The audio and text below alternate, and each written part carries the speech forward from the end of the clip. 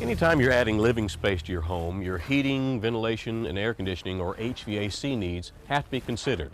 Can you tie into your existing system, and will that be sufficient? Do you need to upgrade what you have, or can you just add on to it? Could you put in a window unit? Well, let me answer that one.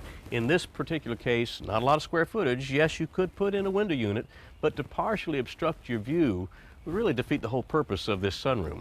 But our HVAC contractor is here. He's got a pretty good option for us. David, tell me what we're looking at here. Yeah, we got a Mitsubishi mini split ductless. Now, how is this going to be operated here in the sunroom? Well, basically, it's going to mount on the wall up high.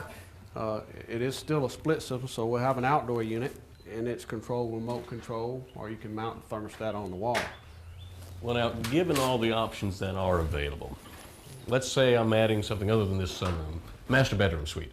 What are the questions that we need to ask you in order to consider HVAC needs? Well, first of all, we need to take a look at the existing HVAC system to make sure of what size it is. Sometimes we can accommodate the extra load. A lot of times we either have to add a system, or in this case, we had to add this mini split system because we didn't have access to the existing system because of where this room was added on. So.